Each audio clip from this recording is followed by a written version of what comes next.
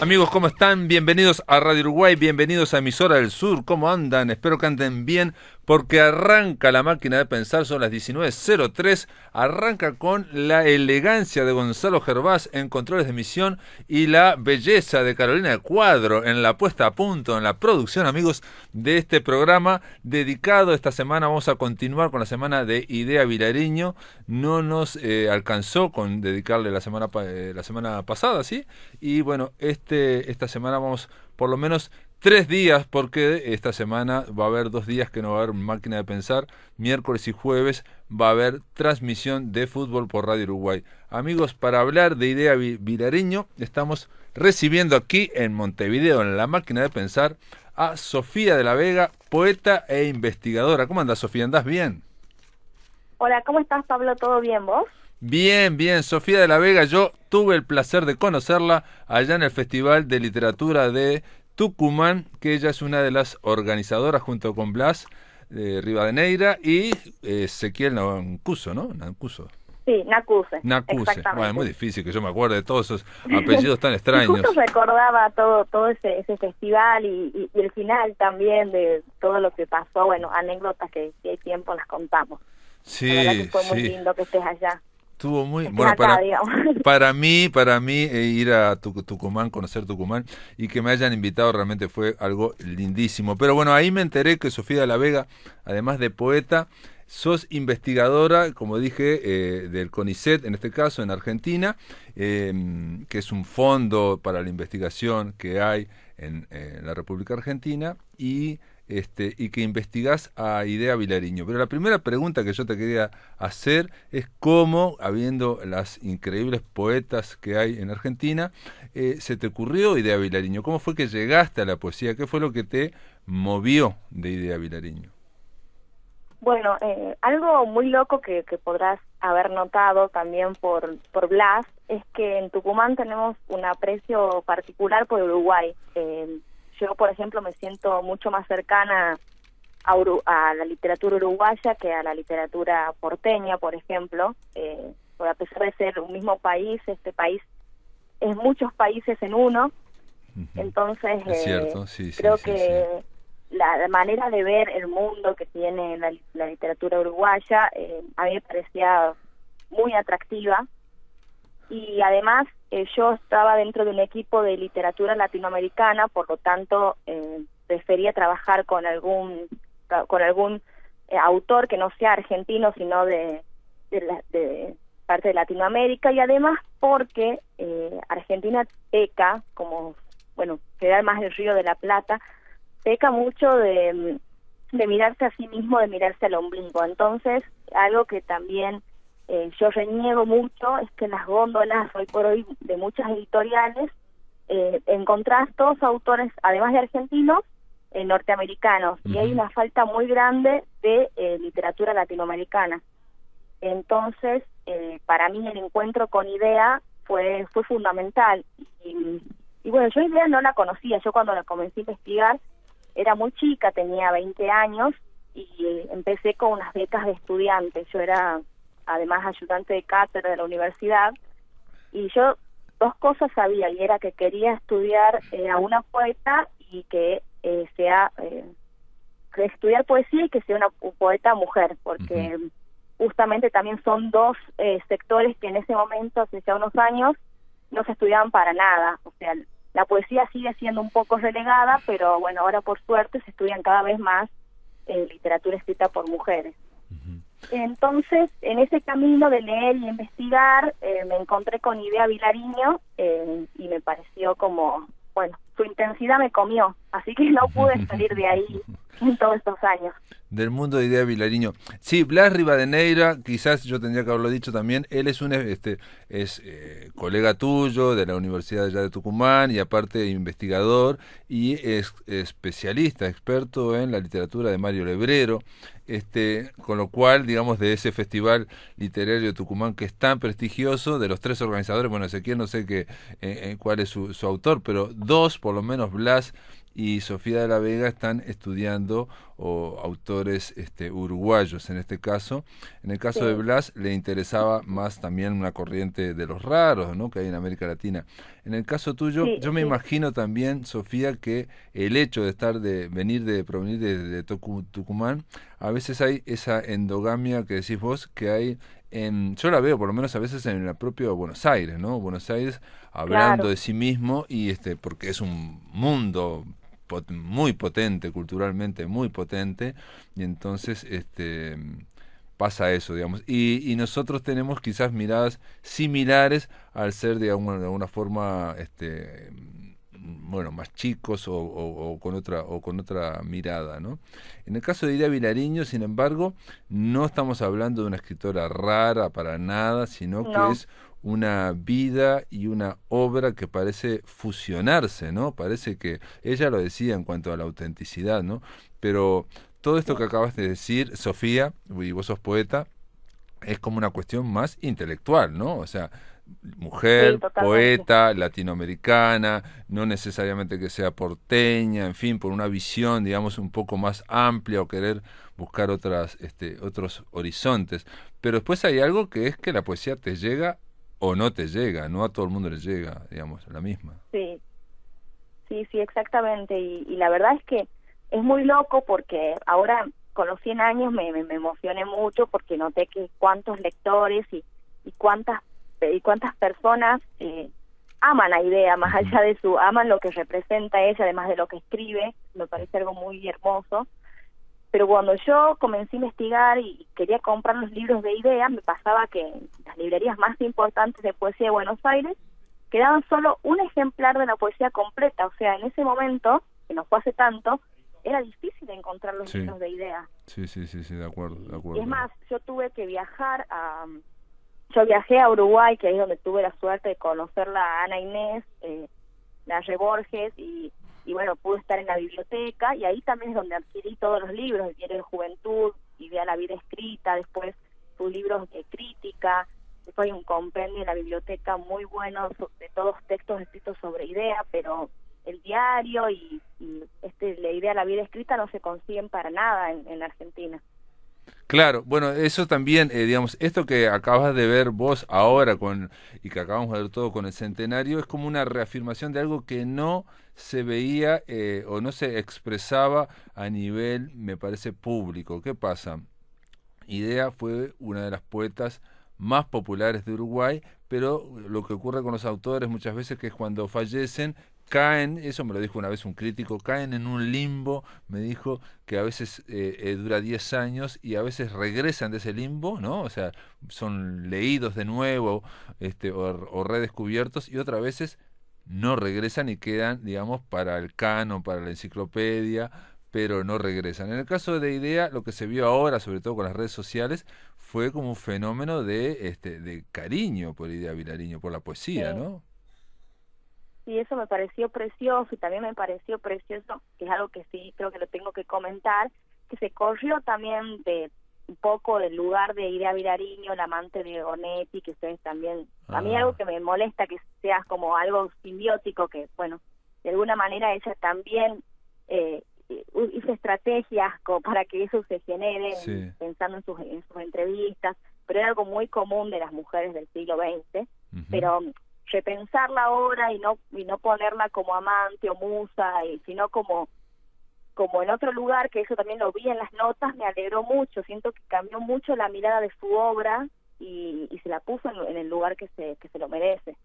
Está muy bien esto que aclarás porque nosotros vi en las redes sociales e incluso vi gente que decía en algún momento cuando se venía el centenario, alguien, ahora no me acuerdo quién, dijo, si alguien postea idea con Onetti, no la voy a criticar o no la voy a retitular o no sé qué, no sé cuánto, y a mí me sorprendí porque, y claro, y ahí caí un poco en la cuenta, yo no era, realmente no era tan consciente de que había esa especie de, como dijiste vos, de simbiosis. ¿Por qué? Porque también en el siglo XX, bueno, y en el XXI, Onetti es nuestro máximo narrador, es también Claro, como un faro impresionante, y bueno, que la poeta más popular y el narrador más potente que tiene Uruguay en toda su historia, o uno de los más potentes, yo creo que es el más potente. Sí.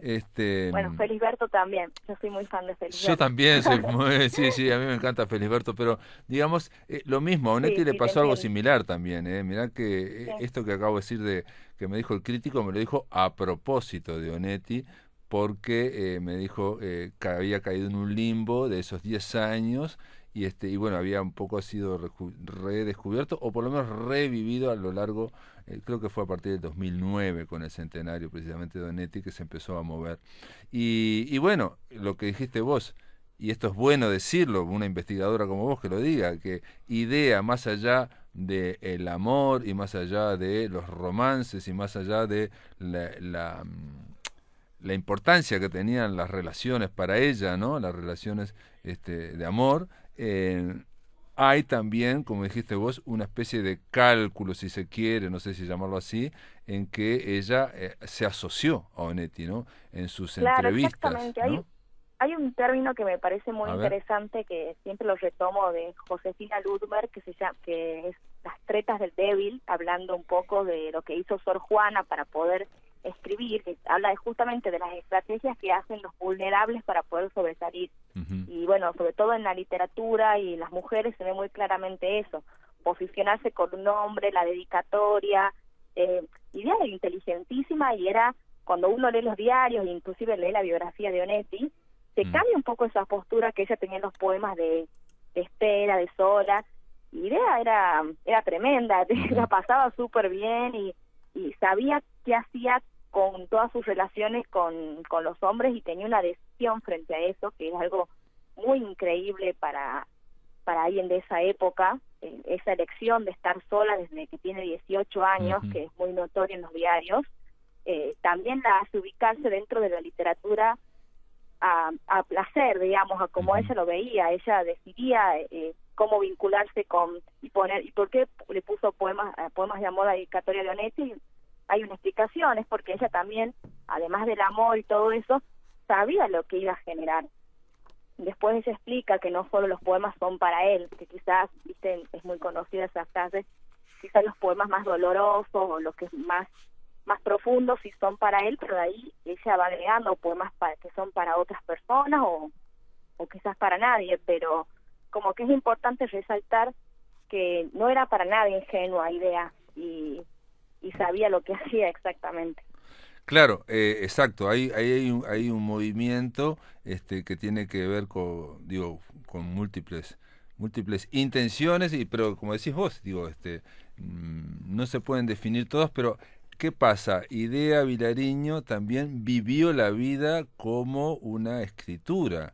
Entonces, cuando decimos Sí. de estrategias literarias, no es que para la escritura yo soy de una forma y para la vida soy de otra, ¿no? Sino que está muy No, vinculado una cosa con la otra. Entonces, cuando hay una sí, sí, estrategia literaria es vital, y entonces cuando le dedica a Juan Carlos Onetti poemas de amor, aparte un libro que se llama Poemas de Amor, digamos, el título muy despojado, si se quiere, ¿no? Bordeando casi el lugar sí, común, ¿no? Porque para sí.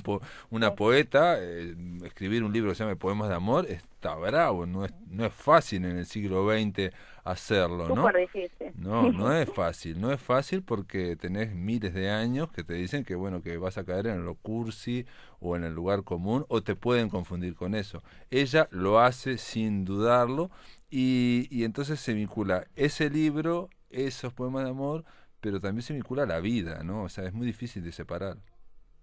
Sí, sí, incluso a mí me fascina ella porque todas lamentablemente obviamente no la pude conocer, pero cuando veo entrevistas, diarios, cuando le preguntan cosas, ella de una manera tan simple contesta cosas que te hacen confundir frente a todo lo que leíste también anteriormente.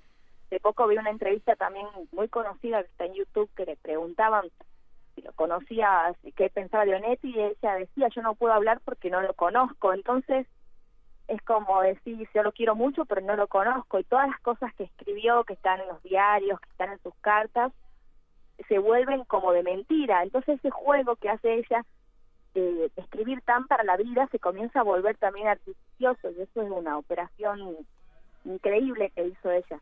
Uh-huh. Pero, digamos, eso en Argentina me parece que no se ha hecho también, otros escritores lo han hecho, el Sí. tema de exponerse de una forma muy sorprendente, ¿no? Exponerse y también a la vez retirarse, ¿no? Porque hay en eso se vela y se desvela, ¿no? Hay un juego ahí.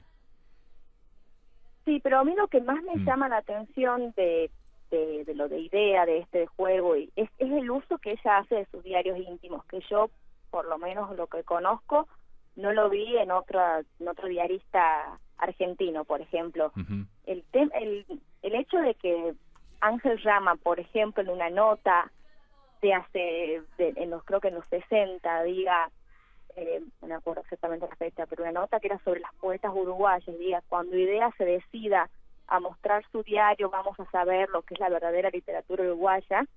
Me sorprende que la gente tenga conocimiento de ese diario como si fuera un bien público, cuando el Claro. diario íntimo generalmente la gente no sabe que se escribe. Sí, sí, no lo A su muestro. vez ella utilizaba el diario por ejemplo, tuvo una disputa con Onetti en la que Onetti dice que Idea nunca lo quiso. En la entrevista que hizo Idea, mandó recortes de su diario a un periódico para que lo publicasen y para que viera lo que ella sentía. O sea, es como si fuera un instrumento más que vale más que su palabra. Eso es su palabra oral, es Ujú.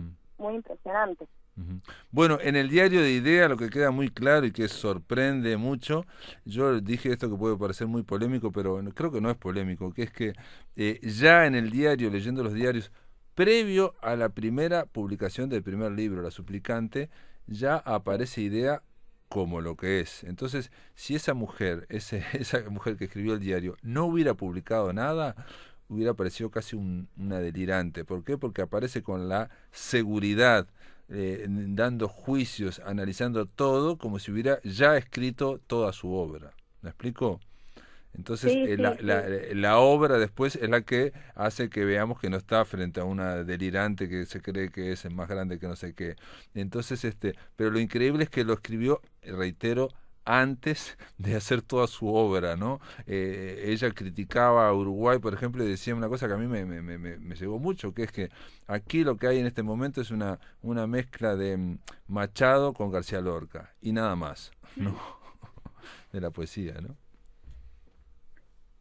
Yo igual a su vez Mm. también pienso lo mismo que vos, me impacta su seguridad y su manera de hablar en los diarios, pero también es un misterio en realidad cuáles son los verdaderos diarios, porque me imagino que ya lo hablaron en toda la semana anterior, eh, el mecanismo que ella hizo con esos diarios, que los reescribió, que los Ujú. pasó, que encima gracias al trabajo de Ana Inés y Alicia, en el diario está todo especificado, qué estado, qué borró, qué tinta utilizó, cuando ella tiene una escritura más temblorosa, eso es impresionante, pero al fin y al cabo no sabemos si Idea metió su mano cuando los transcribió y los pasó y cambió algo de sus diarios, entonces también ahí queda siempre latente. No, se cortó. Vamos a hacer una breve pausa, amigos. Estamos conversando con Sofía de la Vega sobre Idea Vilariño. A la vuelta continuamos aquí por Radio Uruguay. Amigos, continuamos en la máquina de pensar. Estamos conversando con Sofía de la Vega, poeta e investigadora de la obra de Idea Vilariño. Sofía, en el bloque anterior se cortó, pero no estaba bien porque íbamos a hacer una pausa. Sí. Estabas hablando de los diarios y vos sabés que no hablamos mucho en extenso de los diarios, así que te propongo hablar los próximos 6 o 7 minutos de los diarios en cuanto a lo que es esta vida y escrita, ¿no? La vida escrita es otro libro que sacó Ana Inés Larra Borges, que es muy lindo, Sí, me sobre encanta. la biografía es eso, es la vida escrita, la escritura de una vida. Y en el caso Sí, de ella, vos decías algo que sí es cierto, esos diarios fueron pasados por Idea Vilariño y obviamente hubo algunas correcciones y parece que la segunda parte hay que no se publicó, la primera parte es, yo decía, es como si una especie de novela donde la protagonista cuando culmina la novela, culmina el libro, está a las puertas de publicar su primer libro, ¿no?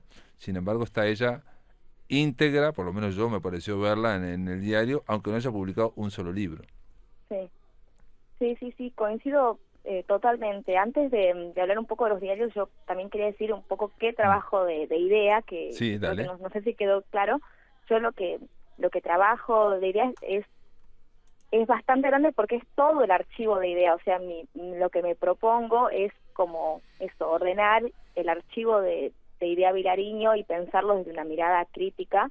Obviamente fue con el permiso de Ana Inés, que encantada me aceptó esta propuesta, porque lamentablemente, justamente como vos decís, no están publicados el resto de los diarios, que no sé si van a entrar en una segunda parte, porque son, por lo que tengo entendido, no los pude ver en persona porque yo este año iba a viajar a estar con los manuscritos y bueno, con todo lo que pasó no pude, pero son 16 libretas negras donde están pasados todos los diarios de la vida de Idea, que en realidad hay toda una serie de diarios que se perdieron y no se encuentran, pero los que están disponibles, los que pasó hoy día son 16, y en diarios de juventud solo hay 5, que son de esos primeros años justamente de... Y eso que estamos hablando de un libro importante, Diario de Juventud es un libro bastante grande, ¿no? Enorme. Sí, y son 5 libretas, o sea que estas son, ¿cuánto me dijiste la segunda parte? Más o menos 15. Claro, o sea, en total son 16, es decir, faltan 11 libretas, es decir, bastante, todavía queda, porque bueno, obviamente la parte de adultez de Idea, inclusive de adultez como escritora, política y afectiva, que es lo que muchos queremos leer, todavía no está disponible. Así que bueno, mi idea es como trabajar todo eso, y bueno. Perdón, y cuando decimos que vos querés trabajar todo el archivo bajo una mirada crítica y trabajar todos esos diarios, que incluso los que no están editados, ¿qué significa trabajar todo el archivo bajo una mirada crítica? O sea, el archivo sería, obviamente, los diarios, los poemas inéditos, manuscritos, que bueno, también ahora están digitalizados, con los poemas recobrados, que es una joya realmente. Además, todas las fotografías, porque Idea, además de dejar diarios, dejó varios libros con sus fotografías catalogadas, eso también es algo bastante impresionante. Y fundamentalmente lo que yo quiero hacer es pensar toda la obra de Idea bajo una lógica del archivo. El archivo es una palabra que suena muy común, ¿viste? La usamos, pero desandar esa palabra es bastante complejo, y más si pensamos, por ejemplo, lo que pasa con el archivo robado que fue a Princeton, que supongo que también eso, quizás cuando fue Ana Inés hablaron de eso. Lo hablamos, sí. Y pensar todo lo que significa que haya el archivo de una escritora como Idea Vilariño, y que sucedan estas cosas. Y a mí lo que me interesa de pensar el archivo de una manera crítica es porque lo hago también desde una mirada de género, porque pienso en qué lugar se posicionaban las mujeres del siglo XX y justamente cuáles eran sus ideas, sus estrategias para poder posicionarse. Y en esas estrategias yo pienso que Ideas armó un archivo conscientemente para poder dejar su legado y también para decidir cómo mostrarse. Vos decís que fue una especie también, otra especie de estrategia para mostrar su poesía, digamos, para poder, digamos, dominar cómo sería, o dominar sería capaz la palabra, no sé si, digamos, para poder saber cómo iba a ser leída su poesía. Claro, porque... O saber en qué condiciones. Es cierto lo que vos decís, que ella... se la ve muy íntegra y ya se ve la idea que quizás vemos en los poemas, pero también hay varios reveses. Yo creo justamente su vínculo con los hombres, cómo ella se posiciona frente a la soledad, también todas sus ideas frente a la escritura, porque un poco su poesía lo dice también, pero yo creo que en el diario está muy claro que ella ante todo escribe, y creo que es lo que quiso dejar principalmente en los diarios.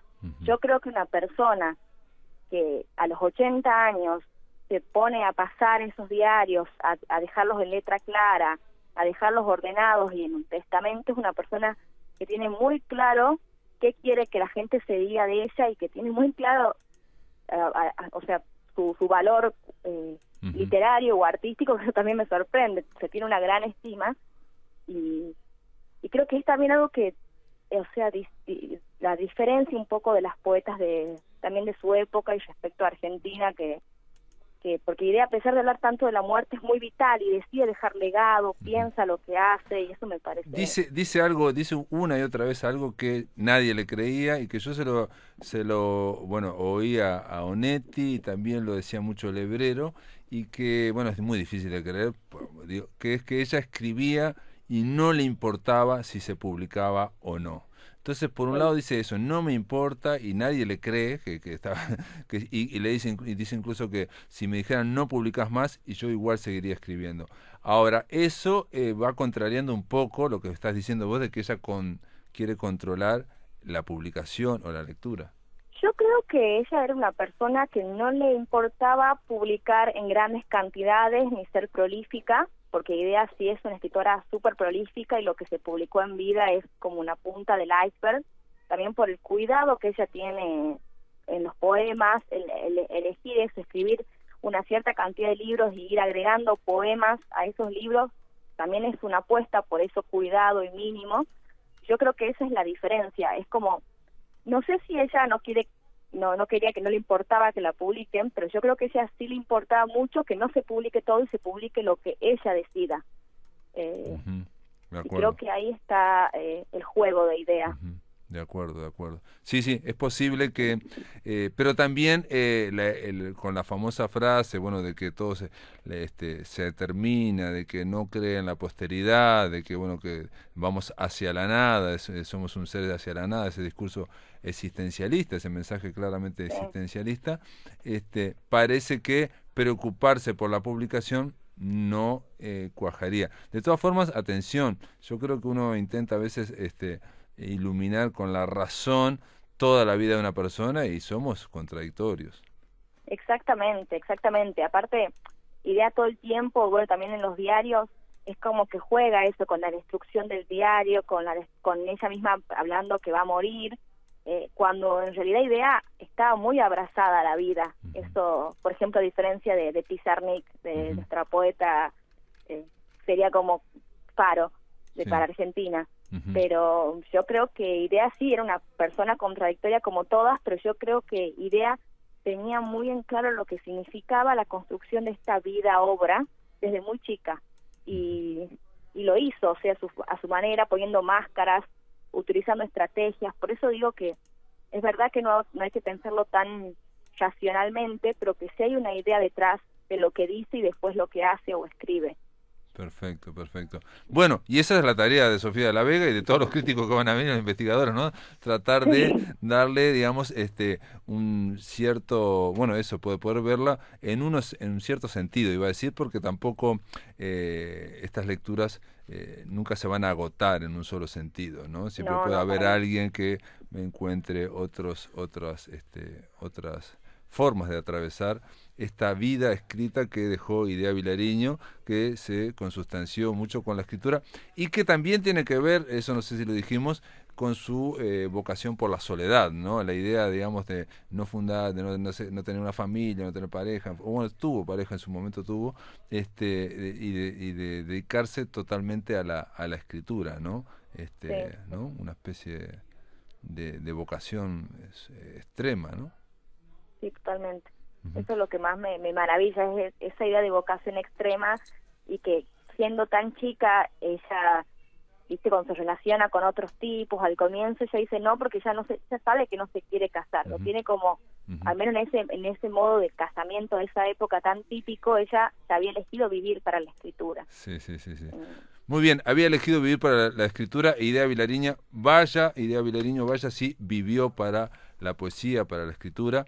Y nada, Sofía de la Vega, gracias por estar en La Máquina de Pensar, y bueno, gracias por compartir, y sobre todo gracias por ocuparte por Idea y el archivo de Idea Vilariño, y esperemos que que puedas venir a Uruguay y que sigas esa tarea que es bastante grande. Te metes en un océano no solamente grande, sino que yo diría sobre todo muy profundo. Ese es el tema, muy profundo. Es muy bueno, un comentario antes de irme, pero justamente me pidió, yo soy muy amiga de Pablo Cachargian, y que es un escritor argentino. Sí, lo conocemos, el del Aleph engordado. Sí, me pidió que le mande una selección de ideas, y ahí, antes de esto estaba hablando por teléfono con él, me dice, qué intensa, sentía que me hablaba a mí, no podía ya más, y yo creo que ese es el tema con Idea, que es te atrapa y es muy intensa y uno no puede salir. Así que nada, y muchas Exacto. gracias por invitarme y ojalá esté pronto por allá. Dale, Sofía, te mando un abrazo grande, ¿eh? Abrazo grande. Chao. Amigos, ahora en La Máquina de Pensar vamos a hablar brevemente sobre un concurso, dos concursos artísticos que se van a dar con motivo del Día del Patrimonio y que lo va a hacer el Colegio Médico del Uruguay. ¿Cómo andás? Hola, buenas tardes, Pablo, ¿cómo estás? Sergio, ¿cómo estás? Bien, bien, ¿y vos? Bien, bien. Contanos, tenemos 5 minutos para hablar de este concurso que vi que por un lado algunos están destinados a los médicos y otros para el público en general. Sí, es así. Te cuento Dale. brevemente. Son dos concursos que organiza el Colegio Médico del Uruguay. Uno es de fotografía, se llama Nueva Normalidad, y ahí pueden participar tanto médicos como no médicos y se van a evaluar por categorías independientes. Ujú. Lo que busca ese concurso de fotografía es reflejar cómo esta nueva normalidad ha alterado nuestra cotidianidad en los más amplios sentidos. Así que bueno, ahí lo dejamos a la fotografía como un medio para expresar sobre este tema. Y el segundo concurso es un concurso artístico, es de artes plásticas, pintura, escultura, estructuras, que en la temática es medicalización de la sociedad y está apuntado a cómo al problema de la medicina, cómo se ha convertido en una superespecialidad que se ha metido en la vida diaria de las personas. El exceso de consumo de antibióticos, de benzodiazepinas, la adición de determinados compuestos a los alimentos, Ujú. etcétera. No, y Y aparte en este caso, digamos, la podemos ver mejor ahora con el tema de la pandemia, la medicalización de la sociedad, porque estamos en este momento atravesados prácticamente por lo que dicen los médicos. totalmente la medicina se convirtió en un eje, y bueno, la ciencia, ¿no? Sí, Porque sí, sí, es sí. egoísta decir la medicina, la ciencia, hay un equipo muy grande de científicos y de áreas afines a la salud, y los médicos también, que por suerte estamos dando combate a esta pandemia que ha atravesado la vida, como bien dijiste. Perfecto. Y bueno, Sergio, entonces, para conocer las bases tienen que ir al Colegio Médico del Uruguay. ¿A dónde tienen que ir? Tienen En que la web. ingresar a www.colegiomedico.org.uy. Ahí están las bases de los dos concursos. Tienen que llenar un formulario que está ahí también colgado en la web, y presentarse entre el 7 y el 11 de septiembre con la obra en el Colegio Médico, que la dirección es Ciudad de Bahía Blanca, 2452, Ujú. pueden ir de 10 a 18 horas, se Perfecto. presentan con la obra y la fotocopia de su documento y el Sergio, formulario completo. una pregunta. En el caso del concurso fotográfico, se puede participar con dos obras, con dos fotografías, que no, y dice el tamaño. ¿Se pueden, Sí. esas dos fotografías se pueden enviar por correo electrónico o cómo es? Esas fotografías en realidad hay que presentarlas impresas. Impresas, En el perfecto. caso de que el participante no pueda asistir al colegio, la puede enviar por cualquier medio de Dale, transporte y lo recibimos en el colegio. dale. Y en el caso de la obra digital, digamos, de digital no, digo artística, perdón, es una obra, estamos hablando de Es una obra. una obra, Ujú. sí, así es. Dale. Las dos tienen que tener un tamaño máximo de 1 metro por 1 metro en ambos concursos. Perfecto. Bueno, muy bien, Sergio Martínez, queda planteado, reitero amigos, y lo vamos a poner en el blog de La Máquina de Pensar y también lo vamos a pasar por nuestro Facebook y Twitter, que va a haber dos concursos artísticos con motivo del Día del Patrimonio organizados por el Colegio Médico del Uruguay. Gracias por estar en La Máquina de Pensar, ¿eh? Gracias a vos, Pablo, y la verdad que festejo estos espacios. Es un placer estar en su programa. Abrazo. Muy bien amigos, del otro lado de la línea, Ricardo Ruiz en Mar del Plata. ¿Cómo andás? ¿Andás bien? ¿Cómo andás, Pablo? Muy bien por acá. Muy bien. Bueno, contame, vas a hablar de Luciano Lamberti. Vamos a hablar de un libro porque hoy en Argentina se celebra el Día del Lector, así Es que cierto. tenemos que dejar de lado series, películas, documentales y vamos a la literatura. Porque es el día del nacimiento de Jorge Luis Borges. Exacto, hace ya bastante, ¿no? Hace ya bastante. Bueno, nosotros tenemos la noche de la nostalgia, no es lo mismo, pero bueno. Dale. Claro. Sí, vamos a hablar de una novela, Pablo, de una novela de terror, pero déjame contarte antes de meternos con la masacre de Kruger, tal es el Sí. título de la novela de Lamberti, cómo llegué a estos libros en realidad Lamberti, porque estoy leyendo varios de él y seguramente pronto va a volver a esta columna con otra recomendación. Es un gran escritor. Allá por el año 2011, 2012, no recuerdo exacto la fecha, un amigo ecuatoriano que es escritor y editor, Jorge Luis Cáceres, colaborador también de nuestra revista, fanático de Stephen King, obviamente, editó una antología que se editó en varios países, en Ecuador, México, España, Argentina, con un tributo a Stephen King, la antología no de relatos de él participó, sino de escritores de varios países, Argentina, Uruguay. Y bueno, ahí estaba, por ejemplo, Mariano Enríquez, Juan Terranova, Rodolfo Santulo y Luciano Lamberti era uno de los relatos. Y me acuerdo que cuando Jorge Luis Cáceres me mandó el PDF para ir viéndolo y preparando un artículo para nuestra revista Insomnia, recuerdo que lo primero que le contesté, le digo, me encantó el relato de Luciano Lamberti. Un escritor que yo no conocía de nombre, sabía que era cordobés, daba talleres de literatura y escritura creativa en Buenos Aires, pero del que no había leído nada. Y era un relato que me había sorprendido, era un relato muy sencillo de contar, una familia, la madre, el padre y los dos hermanos van a pasar un fin de semana a una especie de camping, a comer un asado, ¿no es cierto? Y uno de los hermanos se va a un bosquecito cercano, y cuando vuelve supuestamente es distinto. O sea, por fuera es igual, pero para el resto de los miembros de la familia es distinto.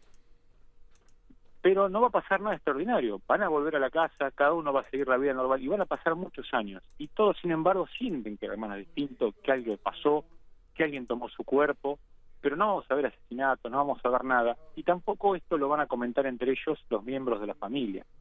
El hermano, que es el narrador del relato, va a contar esta angustia, ¿no?, o esta aceptación de convivir con algo sobrenatural tantos años para mantener la estructura familiar, ¿no?, y cómo algo cambia de repente. Era una visión terror distinta a la que nos podía brindar el terror moderno, particularmente a partir de lo marcado por Stephen King, donde siempre el protagonista se encuentra en una circunstancia extraordinaria y trata de aceptarla, trata de preguntarse, le cambia los esquemas. Y lo que planteaba Lamberti en este relato era como que, bueno, hay algo sobrenatural en nuestro hermano y seguiremos así, ¿no? Por eso el título de ese relato, que era la canción que cantábamos todos los días. Pasaron varios años y ahora en noviembre del 2019, diciembre, se publica con bastante difusión en los medios esta novela, La masacre de Kruger, y ahí fue cuando dije, bueno, ahora sí tengo que leer a Lamberti. Lamberti salió en varios reportajes hablando de la influencia de Stephen King en él, y bueno, realmente vengo a recomendarla porque realmente es una gran novela y de ella vamos a hablar. Muy bien, La masacre de Kruger. Luciano Lamberti, lo conocí una vez acá en un encuentro de escrituras que hubo en Maldonado, y bueno, es un tipo bárbaro, ¿no? Pero aparte escribe muy bien. Contanos de La masacre de Kruger. Bueno, La masacre de Kruger nos habla de un pueblo de nombre Kruger, un pueblo de la Patagonia Argentina, un lugar idílico, Pablo, con pocos habitantes, cerca de 100 nada más, y para que se lo imaginen los lectores, una calle principal con una chocolatería, una casa de té, ¿no?, una proveeduría, restaurante, farmacia, bien de pueblo chico, y un hotel imponente que fue fundado por Jerónimo Kruger, que es el fundador del pueblo. Y todo esto tan idílico, con esas casitas tan estilo suizo, estilo alemán, va a sufrir una gran masacre en el año 1987, cuando ellos festejaban la fiesta anual de la nieve, un evento tradicional anual. Y esto, que parece un spoiler, es lo que realmente vemos en la sinopsis, en las primeras páginas y en la contratapa, ¿no? Lo que nos va a plantear la novela es por qué esta masacre donde muere casi todo el pueblo. Y lo que se va a tratar de averiguar en esta historia es no solamente qué es lo que pasó, sino por qué, ¿no? Que es lo que voy a intentar averiguar justo el jefe de policía que ese día no estuvo en el pueblo, y intentará muchos años después, casi 30 años después, rastrear lo que pasó ese fatídico día. Y no quedaron ningún sobreviviente. ¿No quedó sobreviviente? No puedo dar el parte médico de cómo han quedado algunos. Hay que contar algunas particularidades de esto. Lamberti es un autor que, bueno, pertenece a una generación que obviamente de chico ha leído Stephen King, se nota muchísimo en la novela, pero también va mezclando bastante una fuerte tradición rioplatense, ¿sí? A veces nos hemos encontrado que autores argentinos o autores hispanos ambientan sus historias de terror por fuera, ¿no? Más en Estados Unidos, para hacerlo más cercano a esta escritura de King o de los autores americanos. Ujú. Y Lamberti suele hacer esta mezcla. Se nota la influencia de King, pero por ejemplo hay fuertes influencias de Lovecraft. No muy directas, pero sí marcadas de manera muy, muy tenue en determinados puntos de la historia. Es como que Lamberti no intentara profundizar en los aspectos sobrenaturales de lo que pasó en el pueblo. Los va a intuir y nosotros nos tendremos que hacer nuestra propia película, valga la palabra, de lo que pasó. Sí, pero Después, estamos hablando de algo ominoso. sí, estamos hablando de ominoso. Y, bueno, para empezar ya el título, Krueger, el nombre del pueblo, nos remite a Freddy Krueger, hay una referencia ya a un terror de los 80. Ujú. La novela tiene mucho gore, mucha sangre, mucha matanza, con descripciones totalmente fuertes. Es una novela, por eso digo que es una novela bien de terror, a pesar de que tenga toda esta estructura rioplatense, en contar tradiciones argentinas, en mezclarlo en algunos momentos con la política argentina de aquellos años, ¿no? Recordemos que la novela se ambienta en el 87, por lo menos el 87 es cuando pasa esta masacre, ¿sí?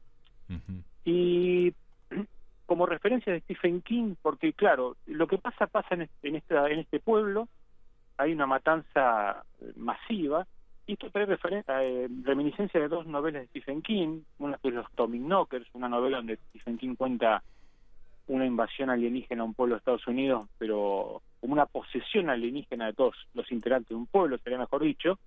Y también hay muchas referencias, una historia que una vez comentamos acá, comentábamos la película, que es La Tienda, que es esta historia donde... La tienda de todos los deseos habitantes- malignos. Sí, La Tienda de los Deseos Malignos, donde todos saben historias del otro habitante del pueblo y todos tienen alguna venganza que hacerle al otro, ¿no? Ujú. En Pueblo Chico. Esto también está muy fuerte, la presencia de este tipo de historia en esta novela. Ujú. Bueno, de todas formas, digamos, hay un ambiente totalmente argentino también, ¿no? Sí, hay un ¿O no? ambiente totalmente argentino. Te lo pregunto, que- no la leí, pero digo por Sí, qué. sí, sí. Es Sí, una sí, pregunta. sí. Hay un ambiente argentino, pero no, claro, al no transcurrir en una gran capital, Ujú. estamos en un lugar idílico, como te dije, Pablo, y esto también tiene reminiscencias del cuento que yo te contaba, que pasaba también en un bosque de Córdoba, ¿no? Como que le escapa un poco a las grandes ciudades. Ujú. Cuando hablemos de otra novela de Lamberti, que leí también en otra futura columna, vamos a ver que también se le escapa a las grandes ciudades. No es el terror en Buenos Aires, ¿no? Hay mucho bosque, mucha nieve, Bueno, y porque eso es digo, lo que... porque hay un imaginario, digamos, voy a decir una cosa muy estereotipada, pero bosque, nieve, apellidos alemanes, ¿no? En Chile, Sí. Argentina, ya sabemos que estamos hablando también, ¿no? Hay un imaginario, Exacto, ¿no? exacto. Hay un subtexto ahí Claro. interesante, y esto también de bosque, montaña, también nos retrotrae a Lovecraft. Claro, Por claro. eso te hablo de las... Ujú. dejo la pista ahí para que los lectores lo descubran, pero está presente. Ujú. Lo interesante del libro, que realmente es muy rápido, muy rápido, tiene un estilo muy directo, pero muy interesante la forma de estructurarlo, no es para nada lineal. Empieza como un documental el libro, y cada capítulo es un testimonio o un documento, o la descripción de fotografías, por ejemplo. Hay un capítulo que empieza a describir fotografías y vamos imaginándonos lo que está describiendo, totalmente mezclado el tiempo. Ujú. Se cuentan muchas cosas de antes de Krueger, de la fundación del pueblo y la historia del pueblo, y mucho del después, pero poco del día de la masacre. Claro. A lo que sucede ese día, no accedemos porque lo cuente Lamberti, sino porque lo cuentan los protagonistas o lo recuerdan los protagonistas a su manera. Claro. Entonces hay informes policiales, periciales. Por ejemplo, hay un capítulo que se dedica a describir los muertos con el detalle de cómo fueron encontrados. Otros recortes Esa es la del parte diario, gore. la parte gore, o Sí, esa es la entrevistas, parte- por ejemplo, Ujú. entrevistas que realiza o bien el policía o bien que realizó algún médico, lo cual lo hace muy ameno el libro y nos hace sentir como detectives de lo que Claro, fue pasando, eso te iba a ¿no? decir, participar, te obliga a la participación y sabiendo de antemano que es difícil que haya una verdad definitiva o que alguien vaya a decirla. Exacto. Y esa es una de las claves de la obra de Lamberti, por lo menos de lo que he podido leer hasta ahora, y que a pesar de las dos novelas que leo de él son muy distintas entre sí, mantienen esto de ese horror que nos va a dejar un misterio al final, ¿no? Uno más misterios de lo que verdaderamente ha pasado, Ujú. y que no hace que lo que hayamos leído no sea apasionante igual, ¿no? Ahora, Es vos como cuando uno... Sí, sí, mencionaste a Lovecraft y mencionaste a Stephen King. son muy distintos, por ejemplo, en la parte de gore, estoy pensando, de sangre, ¿no? O sea, uno muestra mucho más que otro, ¿no?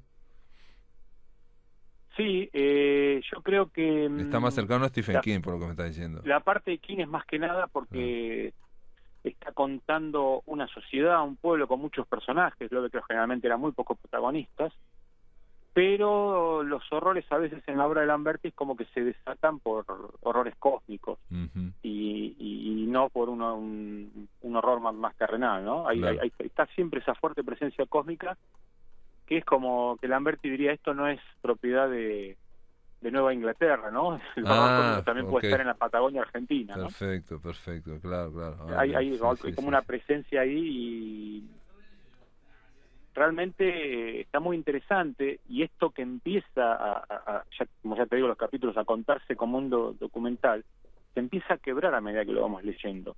Los testimonios ya empiezan a perder, no sé si credibilidad, pero empiezan a torcerse todo. Incluso un capítulo que tendríamos el testimonio de los vecinos de otro pueblo, ajenos a esta masacre, que son los que tendrían que aportar cordura y contarnos lo que pasó. En realidad, para ellos es como una maldición que venía de hace mucho, y que, es decir, que la gente cuerda, que la que nos tendría que dar alguna pista más coherente, en realidad nos está dando suposiciones, ¿no? O hablando de maldiciones o cosas fantásticas. Sí, bueno, digamos que extrema la idea del narrador poco confiable, ¿no? Los narradores poco confiables. Exacto. Muchos de los que sobrevivieron a esto o están con problemas, o están en un psiquiátrico, o se han escapado, entonces... pero realmente son poco confiables, no pensé, no es nada sutil. No es nada sutil, lo que sabemos es lo que pasó, ¿no? La evidencia física, que son los cadáveres que encontramos en el pueblo, ¿no? Que ya digo, no es ningún spoiler, está... Lo que dice la contratapa es lo que nos vamos a encontrar. El tema es lo interesante de cómo lo se cuenta. Sorprendente. Bueno, muy bien. La masacre de Kruger es la novela de Luciano Lamberti, que recomienda a Ricardo Ruiz acá en 1.000.000 de umbrales. Y bueno, está muy bien traer literatura de vez en cuando, 1.000.000 de umbrales también, ¿no? Sí. Digo, se trae, en realidad traemos literatura, ¿no? Pero traemos, estaba pensando en Argentina, ¿no? Sí. Sí, no recuerdo si habíamos traído Mariana algo Enríquez, quizás hablaste alguna vez de Mariana Enríquez, estoy pensando. Sí, en algún momento mencionamos, hemos traído alguna antología, bueno, hemos traído literatura es cierto, uruguaya también, es cierto, sí. Otra cosa, mira, si nos queda un minuto para contar esto de Lamberti, es que sus novelas, al tener esta disgregación en los capítulos, son muy polifónicas. No tenemos un protagonista central, que es algo que sí hace, por ejemplo, siempre Stephen King, ¿no? Protagonistas muy presentes y muy fuertes, o una novela coral con muchos protagonistas, pero todos con presencia y todos con historia. Acá, al ser mucho más fría la escritura, en el sentido de que nos está narrando diálogos o entrevistas o opiniones de la gente, se digrega bastante, porque ya digo, lo que importa acá, el protagonista sería nada menos que Kruger, el pueblo, ¿no? Y el hecho en sí. Claro, y sobre todo, el hecho en sí, exactamente, el hecho en sí. El hecho en sí es lo importante. Es lo importante, sí. Y el hecho en sí, ya sabemos que los hechos, eso lo dijo Netti, decir solo la verdad de los hechos es mentira, hay que buscar el alma de los hechos. Claro, acá... yo tenía la sensación de cuando leí la contratapa y empecé, de que nunca íbamos a saber la verdad por completo, y esa sensación la tenemos permanentemente. Quedará, bueno, que el lector descubra si se hizo o no, pero ya insisto, eso no va a ser lo importante, ¿no? Todo esto que parecen spoilers, lo mismo que cuenta Lamberti en las entrevistas, y es lo que se conoce de la historia. Lo interesante, repito una vez más, es cómo se va contando esto y lo que no se nos cuenta. También es muy interesante lo que no se nos cuenta y nos deja pensando. Y eso que es importante cuando un libro también nos deja pensando y nos hace reflexionar de muchas cosas que leímos. Continúa la historia en la cabeza del lector. Impresionante. Ricardo Ruiz, sí. Sí, me pasó que en algunos momentos tuve que tomar nota de los personajes, porque al tener tantos capítulos cortos de situaciones distintas, había que relacionar algunos personajes con otros y había que tomar nota y hacer un pequeño trabajito. Muy bien, gracias por estar en la máquina. Te mando un abrazo. Hasta la próxima, Pablo. Amigos, se terminó la máquina de pensar. Mañana es 25 de agosto. Vamos a pasar un programa especial.